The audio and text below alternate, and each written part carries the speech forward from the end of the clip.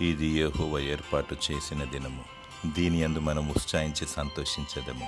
కీర్తన 118:24. మానవులకు శుభ సందర్భాలు, సంతోష సమయాలు, ఆనంద ఘడియలు ఏదో ఒక రోజు దేవుడు అనుగ్రహిస్తూ ఉంటాడు.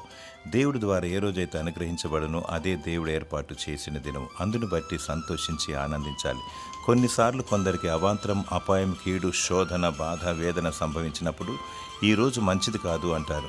మన జీవితాలలో సమస్తము దైవ చిత్తానుసారంగానే జరుగుతూ ఉంటుంది. దేవుని అనుమతి లేనిదే ఏది జరగదు. ప్రతి దినాన్ని బట్టి ఏది జరిగినా సంతోషించి గంతులు వేయాలి. ప్రతి సందర్భంలో దేవునికి కృతజ్ఞతాస్తుతులు చెల్లించాలి. మానవులకు దేవుడు ఎప్పుడూ మంచి చేయును మరియు ఉల్లాసముతో నింపును. ప్రతిరోజు దేవుడు అనుగ్రహించు ప్రతి సందర్భాన్ని బట్టి దేవుని ఆరాధించాలి. దేవుడు నీకు నిత్య సంతోషము, సమాధానములు దయచేయునుగాక. ఆమెన్.